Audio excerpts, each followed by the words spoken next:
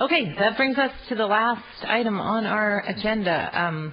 Totally fine. Councillor Jang has got another appointment he has to attend. Councillor Carr, do you mind if we move straight to the speaker? Sorry, I know he's familiar with the content of the motion, so I'll ask Mr. Gannon to come up.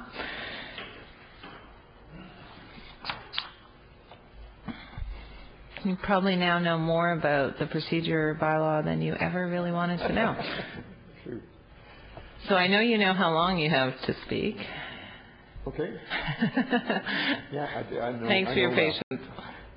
So, Madam Chair, Mayor, members of the Council, I'm Bill Gannon, and I've been a resident of Vancouver since 1970. I have an office overlooking Cole Harbour and Burrard Inlet and Stanley Park.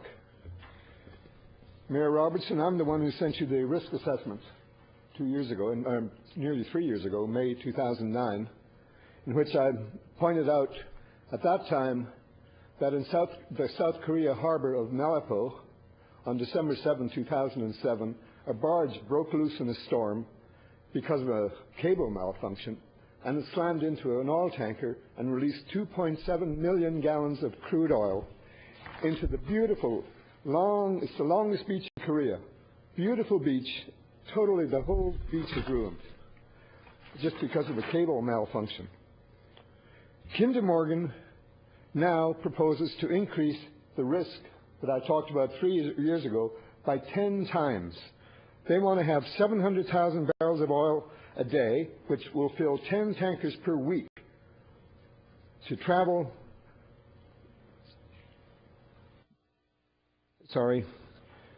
each one carrying 20 million gallons of crude oil to travel around and threaten the borders of our beautiful city.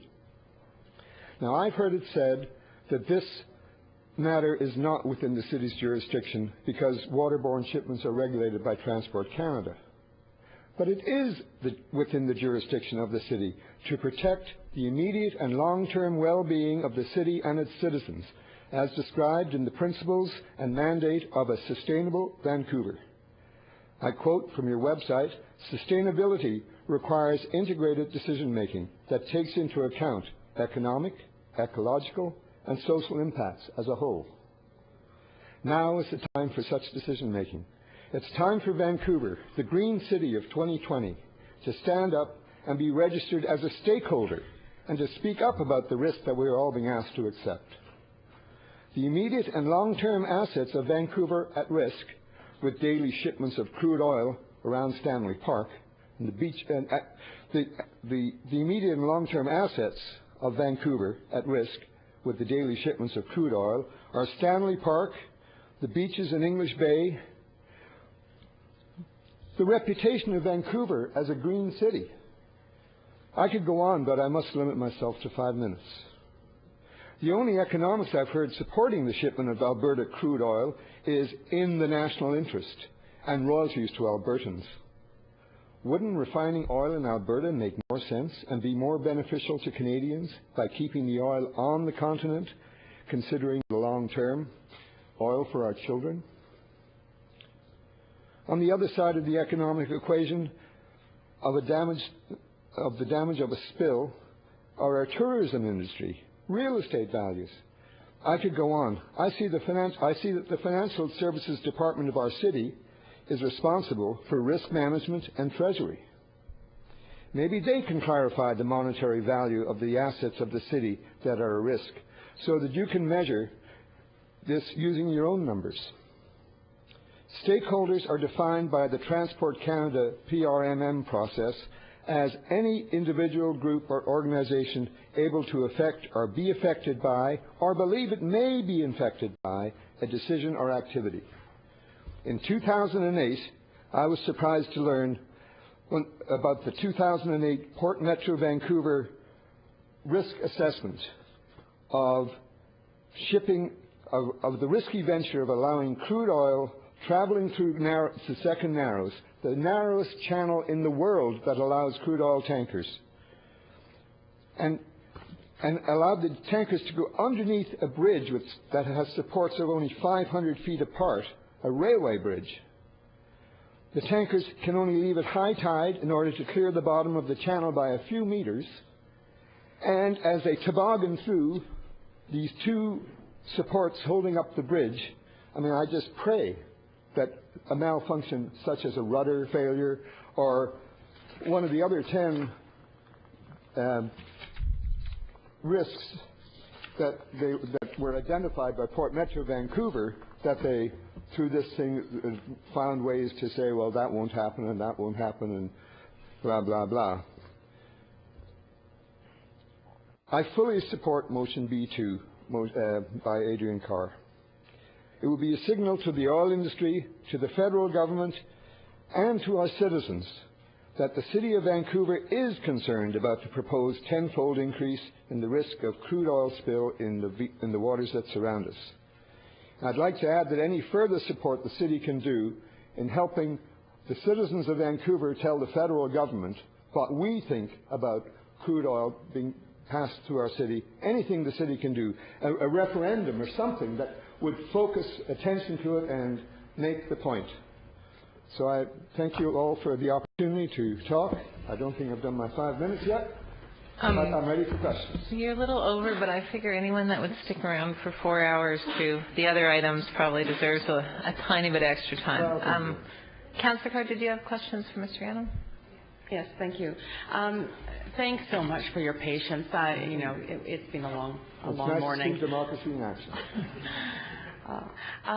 I am interested because I know that you have been observing the tanker traffic and blew the whistle on the tanker traffic. And one of the jurisdictions, and I know a great deal on this issue, one of the jurisdictions of the city that is directly related to this issue is, in the event of a spill, we would be required to clean it up, along with any other jurisdictions where that crude oil may land.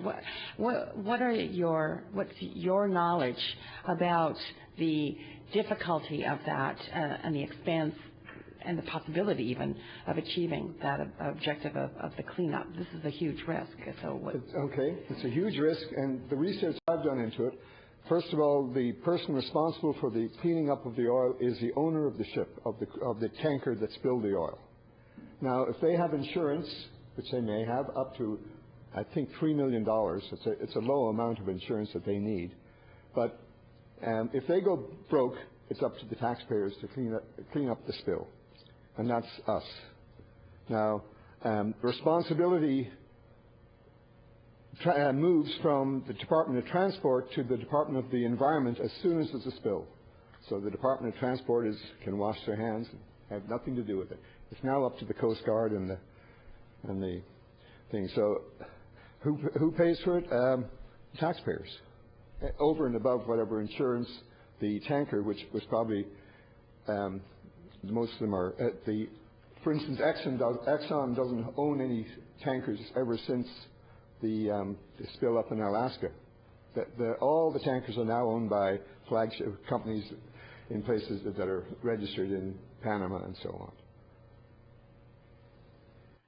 Okay, thank you. And another question related to, you mentioned in passing almost, anything we could do to further support getting the message out, referendum, public hearings. Could you elaborate on that? What if Kinder Morgan, the point of this motion is to up the ante on the National Energy Board to obligate them to hold hearings. But what if they say no? If they don't hold the hearings, what could you imagine the City of Vancouver doing in that case, or how could we help in that case? Well, as I said, a referendum would really focus it, and I think, having heard about the polling that's been done in British Columbia, 80% of British Columbians are opposed to tanker traffic on the West Coast. I would say if the City of Vancouver held a referendum to say how many are in favor of having a daily crude oil tanker going through their city, I think we'd probably get 100%. And that, I think we could, through the city and through the mayors, you all did it last December, 7 of you, 8 of you, agreed that you're opposed to this. I think it would definitely send a message to the federal government who haven't heard a peep from anyone here, other than from some of the environmental groups. But I think it's time that the city has to stand up and defend its citizens and say no. Thanks very much. Thanks. You've got questions from Mayor Robertson. Yeah, thanks, Mr. Gann, for all your advocacy on this front. And I know it's been a challenge to get much attention, particularly from the proponents and through the federal government process, the looming NEB process. We were, I must say, being a little discouraged by the lack of response to direction that this council forwarded to the Metro Vancouver Ports Committee a few years ago, a year and a half ago now, I guess, when we had a special meeting of council to hear about the risks, the liabilities, and many of the issues that you've been flagging. We had in public session. The Ports Committee didn't really follow through to the degree that I think we had hoped and expected. So I think we are hoping that there is some further action on behalf of the region, given that there are a number of mayors who have co-signed a letter expressing our concerns. So that remains one of the vehicles. In terms of next steps, Kinder Morgan has so far held off on the formal application to the National Energy Board. Do you have any idea why they're in this period of limbo? It sounds like the contracts they expressed last week have been firmed up to the market with regards to the additional supply. That interest is there, but there's a limbo period here in which they're not actually proceeding to the National Energy Board. Do you have any insights as to why that might be? Well, the only thing that comes to my mind is both Mr. Kinder and Mr. Morgan used to be employed by Enron, and then when they left Enron, they got into expanding the energy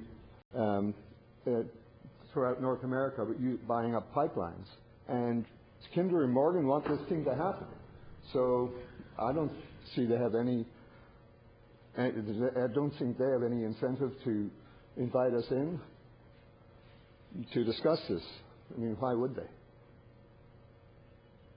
Yeah, well, and there's a concern with the past process. We weren't. The City of Vancouver wasn't in the loop. Was not an intervener. Did not have intervener status in the prior process. Nor was the province of BC or any of the communities on the coast here. What's your sense in terms of process going forward and opportunities for community input? Well, I mean, I'm thinking we have to do something more drastic, like a major campaign to promote a law to prevent the export of crude oil from the West Coast, to prevent crude oil tankers being on our coast. And I don't see why the City of Vancouver can't, and all the other cities, can't rally on this and work on it and get it into the House of Commons in Ottawa. That we want this, we want protection. So one question maybe beyond the specifics of here with Kinder Morgan and their pipeline expansion proposal. Have you done any work on the broader array of fossil fuel exports that come through this region on coal and natural gas? I mean, we do get feedback, input from citizens expressing those broader concerns, the carbon footprint of those exports, the danger to community of certainly with communities into Washington. There's been a lot of concern with the coal trains and coming through in big numbers and coal dust and various impacts. Have you done any work and study on that front? Just around the periphery, but I do know that crude oil is much different than any of the other things that the Port Metro Vancouver's the Port Metro Cities Committee has took our proposals from July 2010 and said, oh yes, we have to look at all the dangerous time. I mean, we're shipping sulfur dioxide or sulfur, we're shipping this and blah, blah, blah, and they watered it down. I think crude oil is a much more damaging to the environment to our beaches.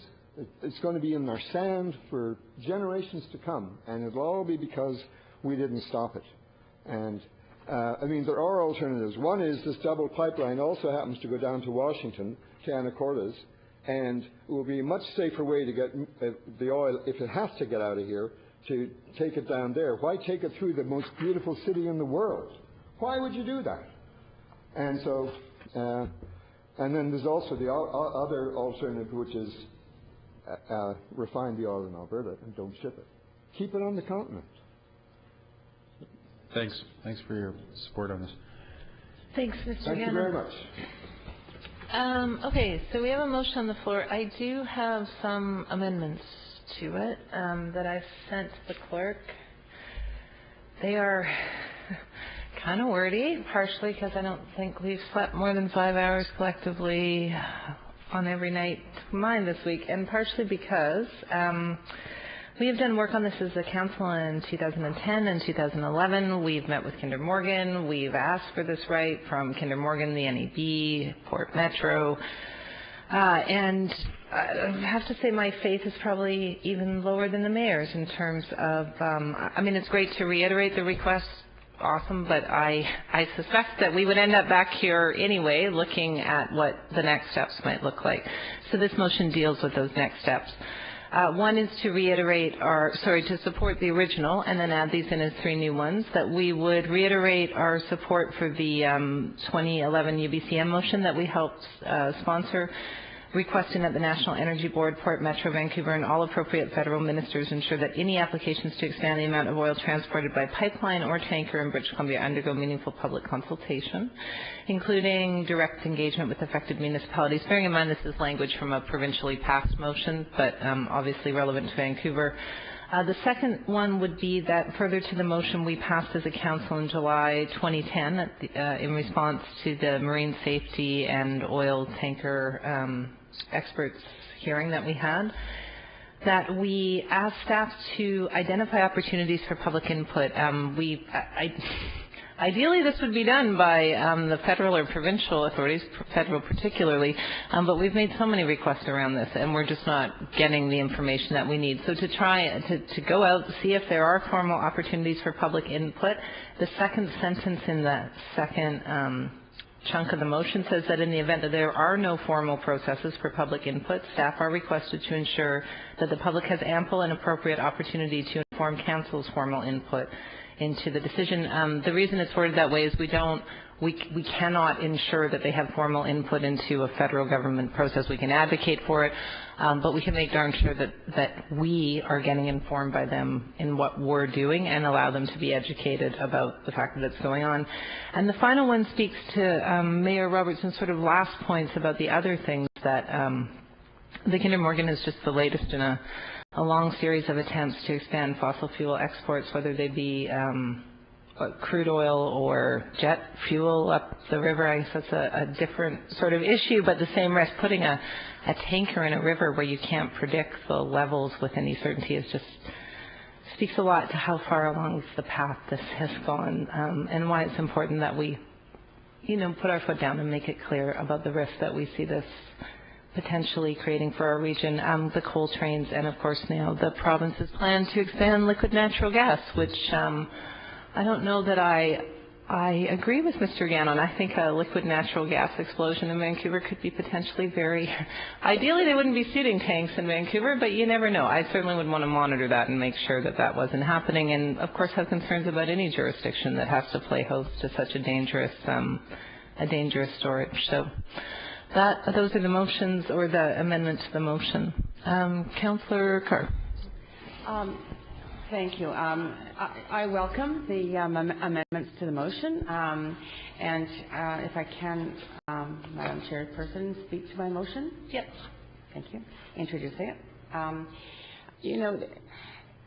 I know that Mayor and Council have raised concerns about this issue, spoken to the risk, spoken to acknowledging public concerns and the desire for public hearings on all this. I've tracked and followed through the correspondence, the records of the meetings that have been done previously, reviewed them about this, and I feel very happy that that work has been done.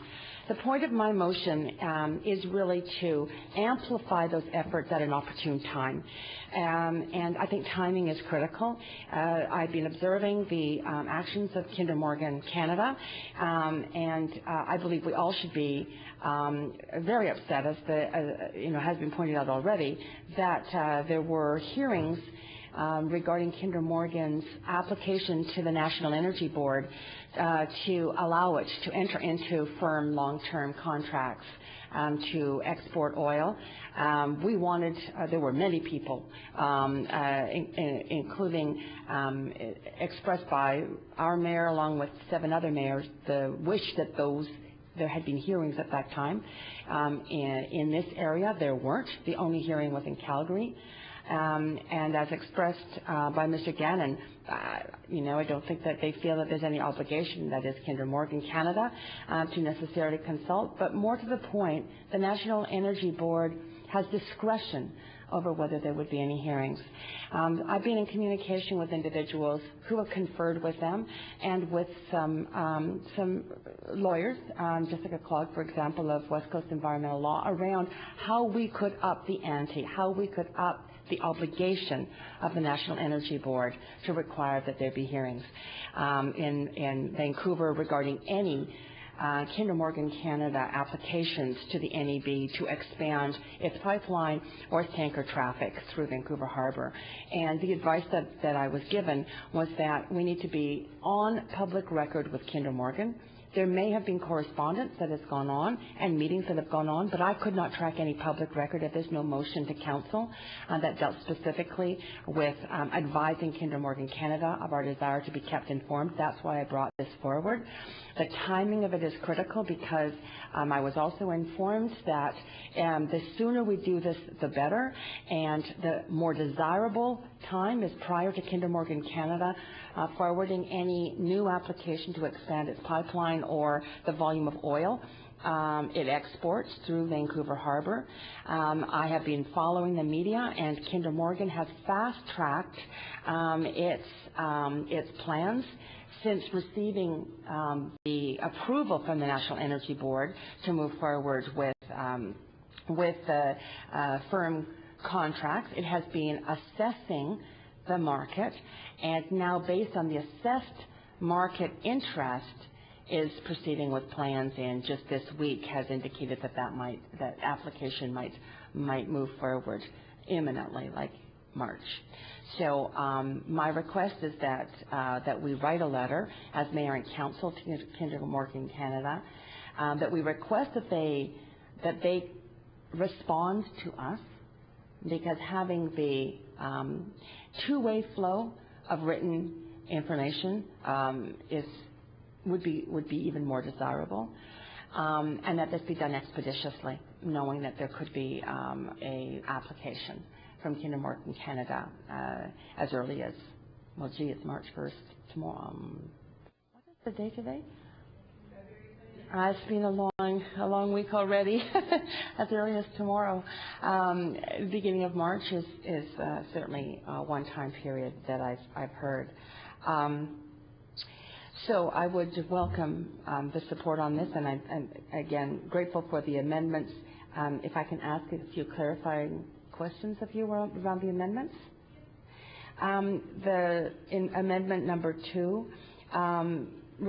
staff would be requested, in the event that there are no formal processes for public input, to ensure that there are ample and appropriate opportunities of the public to inform us on this issue. That's a long way of saying potentially public hearings or some kind of process. I mean, I don't want to necessarily tie us down, but is that what you envision? Yes, and I didn't want to tie us down because it's hard to anticipate the timeline, scope, or proposals that might come forward. Yes. And it could include potentially the idea raised by Mr. Gannon around a referendum. It could. Yeah. Okay. Just checking for the scope here. And staff, the request that staff identify opportunities for public input into formal processes. I'm assuming that would be so that we could pursue those. For example, if there is, if Kinder Morgan puts forward an application, then we would be informed as council as to the timelines on registering as an intervener, for example. Great. Okay. Thank you. Okay, perfect. Sorry for the sake of those listening at home. I was nodding yes. I didn't actually say it, but I meant to say it out loud. So everybody's got everything they need in front of them to do the vote. There's Councillor Carr's original motion and the amendment pieces. I'm going to move us to a vote, very mindful of our 2 o'clock end time. Yes, Councillor Lee? Sure. Okay, we'll vote on the amendment first and then the main motion. So all those in favor of the amendments? Any opposed? Seeing none, the amendment passes. Now we'll vote on the amended main motion. All those in favor? Any opposed? Seeing none, the motion passes. Thanks for bringing that forward.